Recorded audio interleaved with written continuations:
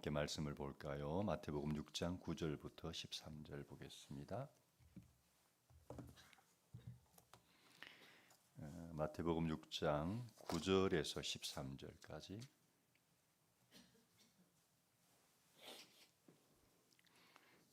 마태복음 6장 9절에서 13절까지 함께 읽겠습니다. 그러므로 너희는 이렇게 기도하여라. 하늘에 계신 우리 아버지, 그 이름을 거룩하게 하여 주시며 그 나라를 오게 하여 주시며 그 뜻을 하늘에서 이루심 같이 땅에서도 이루어 주십시오.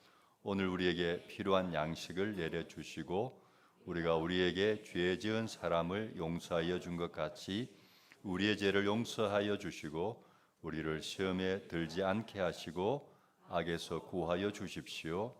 나라와 권세와 영광은 영원히 아버지의 것입니다. 아멘. 주기도문은 어떤 기도인가요? 라는 제목으로 말씀을 전하겠습니다.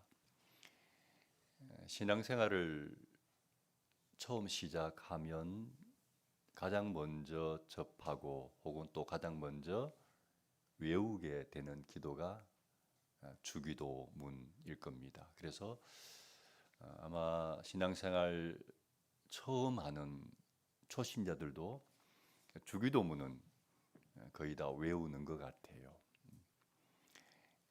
또 신앙생활 오래 하신 분들도 주기도문을 또 자주 사용하죠. 많이 애용하죠, 사실은. 예를 들면 교회에서 어떤 모임을 하고 나면 이제 기도로 마무리를 해야 되는데 주기도문으로 마무리할 때가 참 많잖아요. 왜 그럴까요? 누구 기도를 시키면 좀 부담스럽잖아. 그러니까 그냥 주기도문으로 마무리하는 경우들이 꽤 있어요. 아무튼 우리는 이런저런 이유 때문에 주기도문을 자주 사용하게 되는데요. 여기서 폐단이 하나 생겼어요.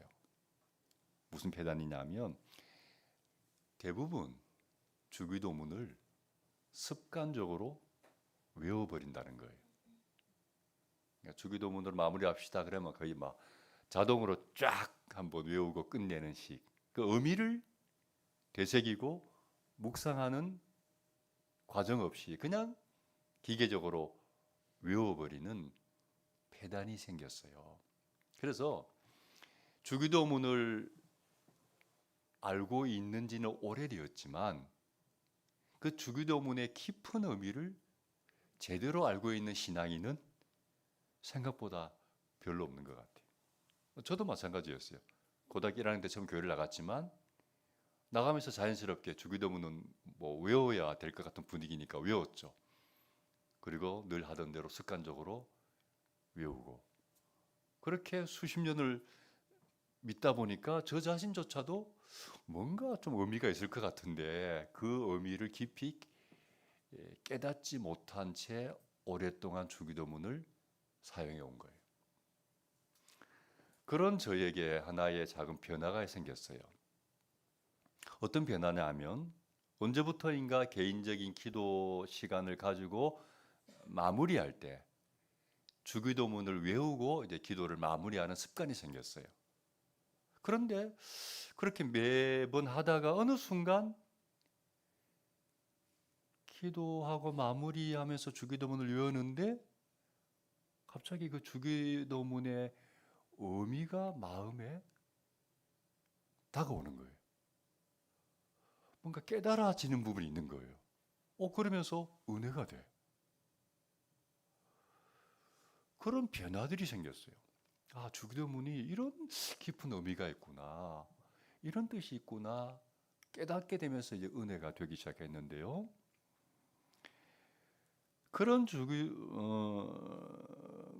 저에게 주기도문 때문에 또 다른 변화가 생겼어요. 뭐냐면 주기도문을 외울 때 처음에는 은혜가 되었는데 자꾸 그 외우다 보니까 어느 순간부터 은혜가 되기보다는 마음에 찔림이 생기기 시작하는 거예요. 주기도문을 외우는데 마음을 콕콕 찔러요. 막 아파요. 왜 주기도문을 외우는데 마음이 아픈가? 그 주기도문의 사실은 그 내용 때문이에요. 자, PPT를 보면서 한번 설명하겠습니다. 왜 내가 주기도문 때문에 마음이 찔렸는지 한번 봅시다. 9절의 기도를 보면 하늘에 계신 우리 아버지 그 이름을 거룩하게 하여 주시고 이죠. 근데 과연 나를 비롯한 이 시대의 성도들이 하늘에 계신 우리 아버지의 이름이 거룩하게 되는 것에 얼마나 관심이 있을까? 하나님의 이름이 거룩이 되는 것은 다시 말하면 하나님의 영광이 높아지기를 원하는 기도이거든요. 그런데 과연 이 시대를 살아가는 우리 성도들이 나를 비롯해서 하나님의 영광이 높아지는 것에 얼마나 관심들이 있을까? 이 땅의 교회 건물들은 자꾸 높아지잖아요. 근데 그럴수록 아이러니하게 하나님의 영광은 땅에 떨어져요. 이상하죠? 교회 건물은 갈수록 높아지는데 상대적으로 하나님의 영광은 갈수록 이 땅에서 떨어져요. 이런 현실인데 과연 이 시대를 살아가는 크리스찬들이 이 현실을 아파하면서 땅에 떨어진 하나님의 영광이 회복되고 아니 더 찬양받고 높아지기를 정말 원하고 있을까? 거기에 관심이 있을까? 하는 찔림이 저에게 생겼어요. 10절의 기도를 보면 그 나라를 오게 하여 주시고라고 기도하고 있어요. 그런데 이 시대의 성도들이 과연 하나님의 나라가 이 땅에 오기를 간절히 원할까? 원하고 있을까? 모두 자기 나라 건설, 나의 왕국, 나의 나라 건설에 몰두해 있지 정말 하나님의 나라를 위하여 기도하고 있을까? 10절에 또 기도를 보면은 그 뜻을 하늘에서 이루심 같이 땅에서도 이루어 주십시오라고 기도하는데 이 시대를 살아가는 성도들이 나를 비롯해서 자기 뜻, 자기 계획에 몰두해 있지. 어떻게 하면 내 뜻을 이루고 내 어떤 계획을 성취할까? 여기에 온통 관심이 가 있지. 과연 하나님의 뜻이 이루어지는데 얼마나 관심이 있을까? 그런 게 막 콕콕 찌르는 거예요. 11절의 기도를 보면 오늘 우리에게 필요한 양식을 내려주시고라고 기도하는데 주님은 오늘 필요한 양식을 위해서 기도하라고 하지만 우리는 뭘 위해서 기도하는가? 오늘 필요한 양식이 아니라 더 많은 양식, 더 많은 재물. 오늘 필요한 게 아니라 평생 쓰고 평생 먹고 살 그 양식을 얻기 위해서 혈안이 되어서 몰두해서 그것만을 추구하고 달려가고 있지 않은가?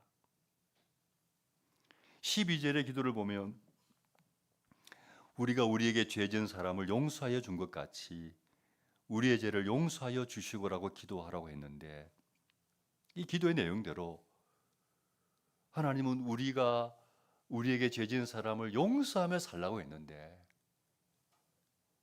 내가 용서한 것처럼 내 죄도 용서해달라고 기도하라고 했는데 우리 사회를 보면 용서는커녕 온통 서로 분노하고 저주하고 미워하고 그렇게 살고 있지 않은가? 13절을 보면 우리를 시험에 들지 않게 하시고 악에서 구하여 주십시오라고 기도하고 있는데 우리는 우리 주변에 가득 차 있는 이 악의 위험을 감지하지 못한 채 온갖 유혹에 빠지고 악에 빠져서 살고 있지 않은가? 주기도문을 암송할 때마다 이런 찔림이 계속 제 마음에 있는 거예요. 그래서 이전처럼 은혜롭게 암송이 안 되는 거예요. 그러면서 깨닫는 게 뭐냐? 이 시대를 살아간 우리 크리스찬들에게 정말 이 필요한 게 주기도문이구나. 우리에게 회복돼야 할 기도가 주기도문의 기도이구나 하는 생각이 들었어요. 그래서 주기도문 강해를 하려고 합니다. 사실은 2017년에 한번 했습니다. 근데 또 하고자 하는 이유는 그 이후에 한번 강의 설교했지만 계속 주기도문이 제 마음에 남아있는 거예요. 맴도는 거예요. 계속. 그러면서 또 묵상을 하게 되고 또 묵상을 하게 되고 그러면서 제 마음 가운데 이 주기도문 설교는 한번 하는 것으로 끝나는 설교가 되면 안 되는구나. 수시로 다시 반복하고 또 반복해야 되는구나. 물론 제가 그 이후에 계속 묵상하면서 더 깊어지고 더 많은 깨달음이 또 저한테 있어요. 그래서 이 주기도문은 수시로 가끔씩 해야 되는 기도구나라는 생각이 들었어요. 그래서 다시 하게 되었고요. 오늘은 첫 시간이니까 이 주기도문의 전체적인 어떤 내용과 구조를 먼저 살펴보는 시간을 가지려고 합니다. 먼저 주기도문의 정확한 이름부터 생각해 보겠습니다. 여러분, 주기도문의 정확한 이름은 주님이 가르쳐 주신 기도입니다. 주기도문은 주님이 하시는 기도가 아니고 주님이 우리에게 가르쳐 주신 기도다. 주기도문의 배경을 알 수 있는 그 본문이 누가복음 11장 1절부터 4절에 있는데 어떤 내용이냐면 어느 날 제자들이 주님에게 주님, 요한의 제자들도 기도를 하는 것 같은데 우리에게도 좀 기도를 가르쳐 주세요. 라고 요청을 해요. 그때 주님이 이렇게 말씀합니다. 그래, 그럼 너희는 이렇게 기도해. 라고 알려주신 것이 주기도문이에요. 그러니까 주님이 하신 기도가 아니고 주님이 우리에게 너희는 이렇게 기도하면 된다라고 가르쳐 주신 기도가 주기도문이다. 그런 의미에서 이 주기도문은 기도의 표준이라고 볼 수 있어요. 그래서 신앙생활을 시작하면 자연스럽게 기도하게 되잖아요. 그죠? 기도 안 합니까? 기도해야 하나님 만나니까. 신앙생활은 기도와 뗄 수 없는 관계인데 기도생활을 하다 보면 저도 목사로서 그런 질문을 가끔씩 받아요. 목사님, 기도가 어려워요. 어떻게 기도해야 될지 모르겠어요.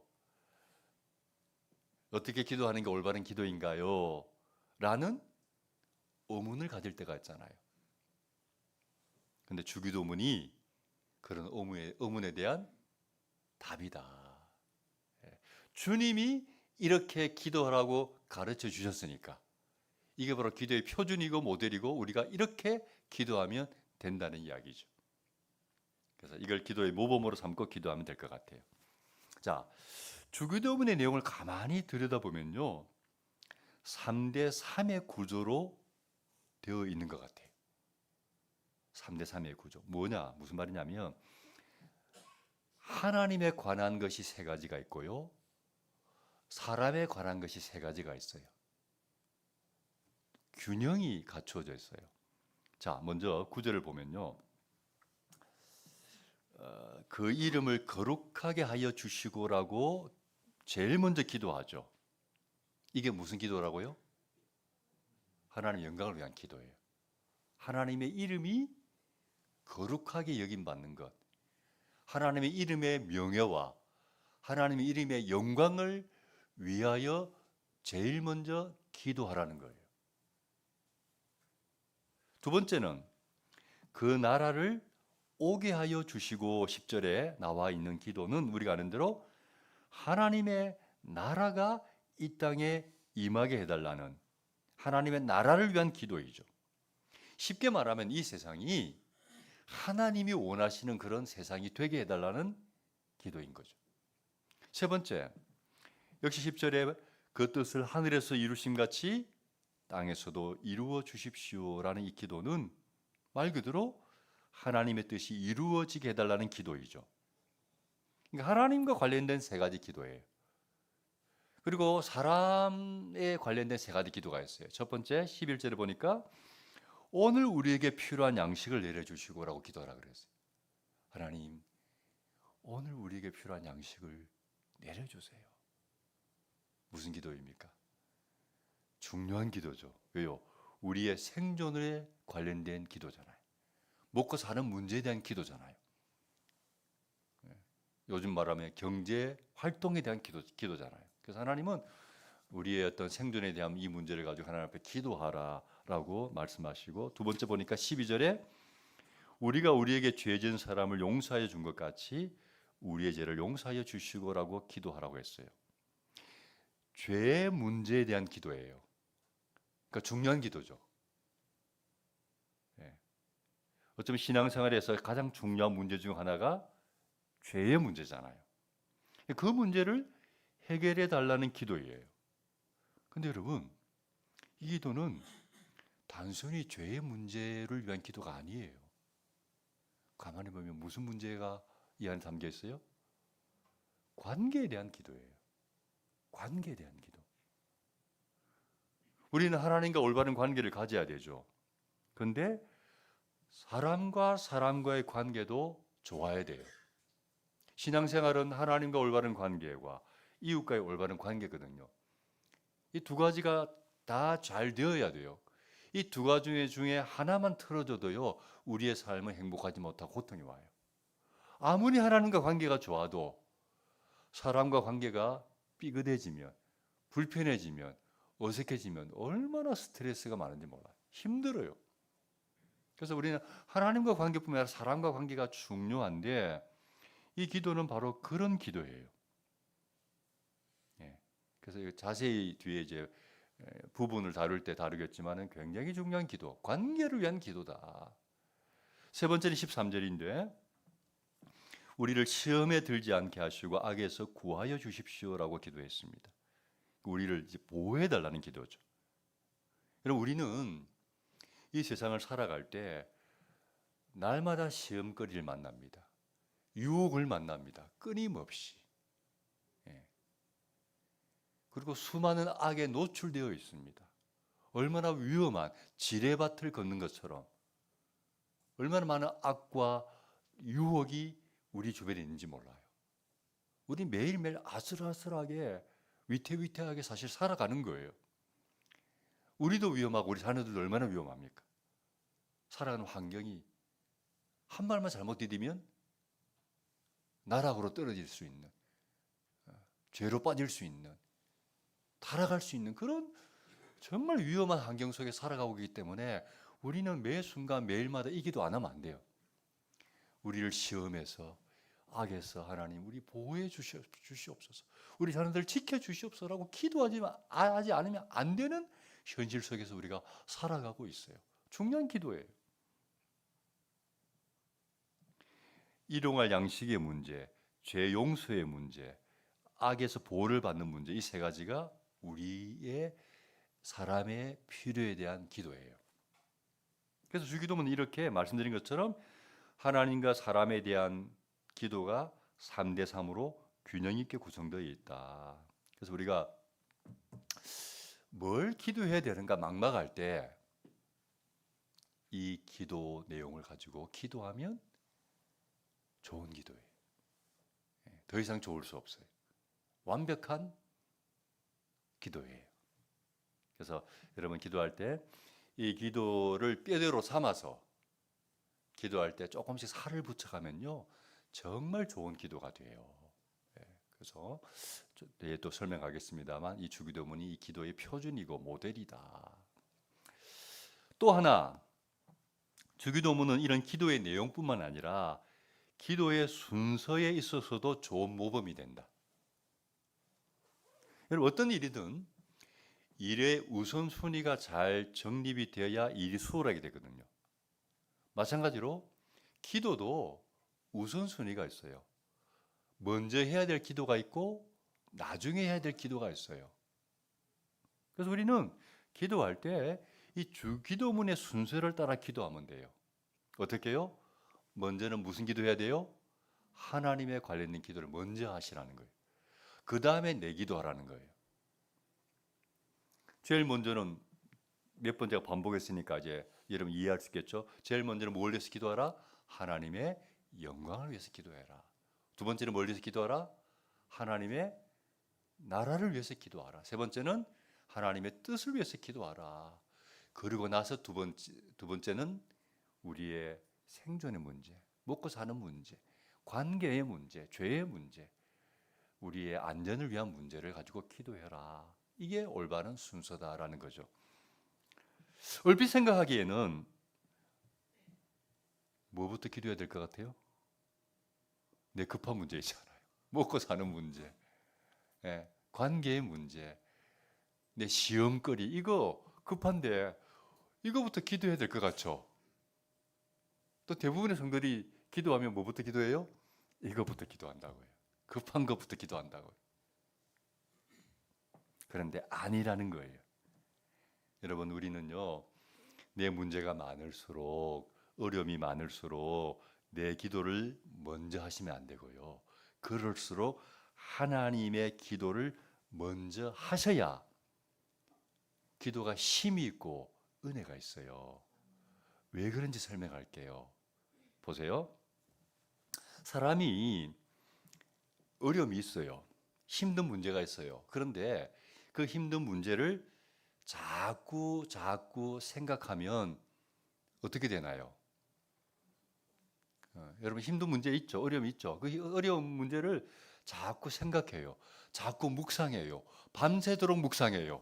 어떻게 돼요? 문제가 줄어드나요? 아니죠. 그 문제를 내가 생각하면 생각할수록 잠이 안 와. 그 문제가 나를 짓눌러. 죽을 것 같아. 걱정이야. 그게 현실입니다, 여러분. 그 문제를 생각하고 고민하면 힘이 나는 게 아니고 힘이 빠져요. 나중에는 그 문제에 내가 짓눌러 버려요. 왜냐하면 내가 갖고 있는 문제가 너무 커 보이고 너무 많아 보이면 나도 모르게 스트레스가 되고 짓눌리고, 그러다 보면 막 불안해지고 우울해지고 희망이 없는 것처럼 느껴져요. 그렇죠? 그러니 기도에도 힘이 안 나요. 기도하는데 우울해. 기도하고 나면 마음이 개운하고 상쾌하고 막 용기가 솟고 그래야 되잖아요. 근데 막 그 문제 가지고 기도하는데도 마음이 개운치가 않아요. 힘이 안 나요. 그래서 기도할 때는요, 전략을 바꿔야 됩니다. 내 문제는 일단 접어놓고 기도할 때는 먼저 하나님을 생각하는 기도부터 하셔야 돼요. 하나님을 잠잠히 생각하셔야 돼요. 그분의 영광을, 그분의 나라를, 그분의 뜻을, 하나님을 먼저 잠잠히 생각하고 기도하다 보면 어떤 효과가 있는가? 하나님이 커 보이면요, 내 문제는 작아 보이게 돼 있어요. 하나님이 보이면 내 문제는 잘 안 보여요. 왜요? 하나님은 크시고 위대하시고 나를 사랑하시고 변함이 없으시고 신실하시고 능력이 많으시고 꼼꼼하시고 세밀하시고 위로하시고 모든 것을 할 수 있는 분이기 때문에 그분을 자꾸 생각하고 묵상하면 그분은 커 보이고 문제는 작아 보이고, 그러면서 그분의 영광이 보이고 그분의 능력이 보이는 거죠. 그럴 때 사람은 힘이 나요. 그럴 때 막 희망이 보여요. 용기가 생겨요. 그러면서 기도의 문이 열리는 거예요. 그러면서 조금 더 깊은 기도로 들어가는 거죠. 그래서 하나님에 대한 기도를 먼저 하라는 거예요, 여러분.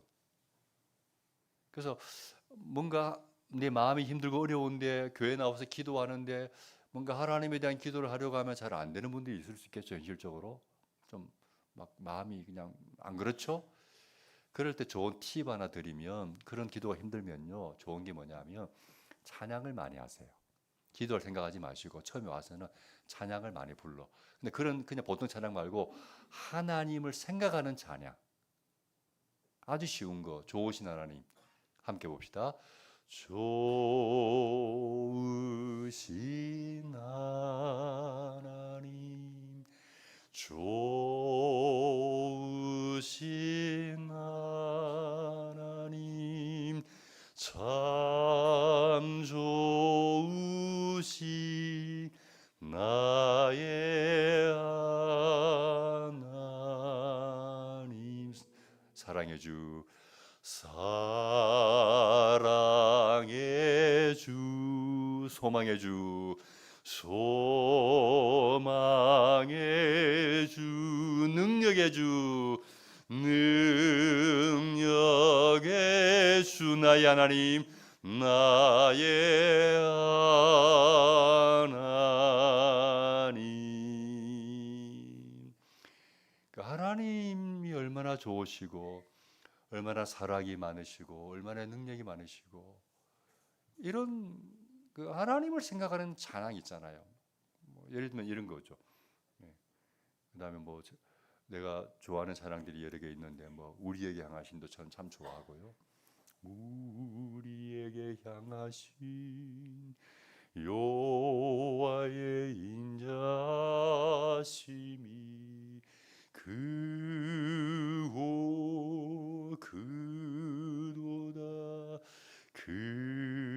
그시도다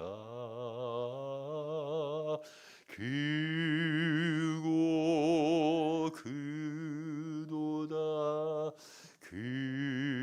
그시도다 주의 인자는 끝이 없고 그의 성실은 무궁하며 아침마다 새롭고 늘 새로우니 주의 성실이 금이라 성실하신 주님. 그러니까 주님을 생각할 수 있는 복음성도 있지 않고, 저는 주로 올드한 것을 해서 죄송합니다.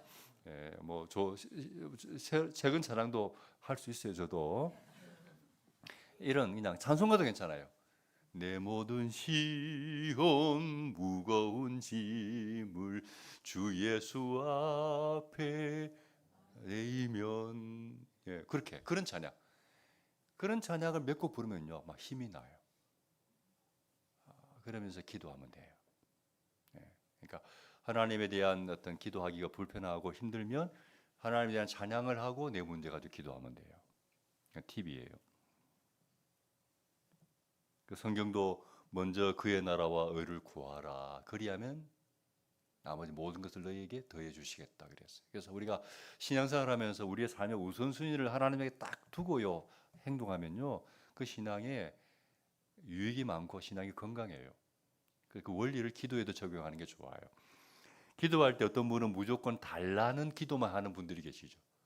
막 달라 기도를 막 달라고 기도 무조건 막 달라는 기도만 하는 분들이 계시는데, 그런 사람은 하나님은 사실은 안중에 없고 자기가 필요한 것만 요구하는 사람이죠.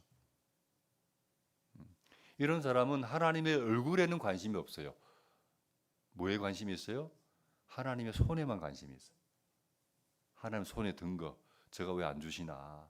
하나님 얼굴은 쳐다보지도 않고 하나님 손에 있는 그것만 관심이 있는 사람이에요.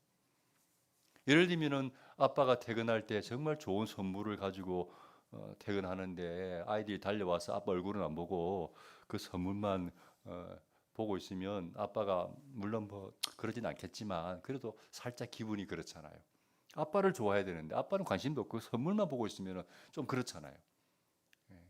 그러니까 하나님도 우리와의 관계에서 하나님이 정말 관심 있는 게 뭐냐 하면 우리와 친밀해지는 거예요. 하나님의 관심은 우리와 친밀해지는 거예요. 그래서 기도 시간이 뭔가, 우리가 기도하러 하나님 앞에 나오잖아요. 그럼 그때 하나님 이미 딱 마음에 기대감이 있어. 사랑하는 자식이 왔잖아요. 아버지 만나겠다고 왔잖아요. 그럼 아버지가 원하는 기대는 뭐예요? 그 아들이 사무적으로 아빠 나 이번 달에 용돈이 얼마 필요한데 좀 주시면 좋겠다고 사무적인 일만 말하면 좀 그렇잖아요. 아빠하고 좀 이렇게 개인적인 좀 이렇게 뭐 이런 대화를 나누고 이래야 마음이 좋잖아요. 그러니까 하나님 우리가 기도로 나올 때 먼저 기대감이 있어. 이 아이하고 좀 오붓한 좀 시간 가졌으면 좋겠다. 뭐 마음에 있는 이야기도 좀 나누고 속에 이야기도 좀 나누고 부자간의 정을 좀 나눴으면 좋겠다는 기대감이 있다고. 그래서 우리가 기도할 때 하나님이 기대하는 것은 우리와 눈을 맞추는 거예요. 너 왔니? 하고 서로 눈 맞추고 이제 대화하고 마음속 이야기 나누고 친밀해지는 것을 하나님 기대하신다고요. 여러분 기도의 목적을요 응답에 두지 말고 어디에 두라? 어디에 두라? 하나님과 친밀해지는 것을 두세요. 기도의 목적은 응답에 있는 게 아니라 어디에 있다? 하나님과 친밀해지는 것에 있다. 기도의 목적을 이걸로 삼으세요. 응답 받으라고 나오지 마시고요. 하나님과 친밀해지려고 기도의 자리에 나오세요. 왜 이게 중요하냐? 우리가 하나님과 친해지면요 다 줘요. 다 따라와요. 사람과 관계도 그렇잖아요. 정말 내가 누구와 정말 친해졌어요. 그러면요 내 마음에 어떤 마음이 생겨요? 그 친구한테 다 주고 싶어. 이것저것 다 주고 싶어. 너무 친해지면요 내가 가지고 있는 좋은 거 다 주고 싶은 마음이 생겨요. 마찬가지로 우리가 하나님과 친밀해지면 하나님이 당신이 갖고 있는 거 다 우리에게 주고 싶어 한다고. 하나님과 친밀해지면 하나님은 모든 것이 따라온다는 거예요. 근데 그거 안 하고 사무적으로 필요할 때만 하나님 찾으니까 버겁지. 그래서 기도의 목적을요 응답에 두지 말고 하나님과 친밀해지는 것에 두고 기도하면요 기도가 풍성해지고 그 이후에 하나님의 온갖 좋은 것들이 나한테 다 따라옴을 경험하게 될 줄로 믿습니다.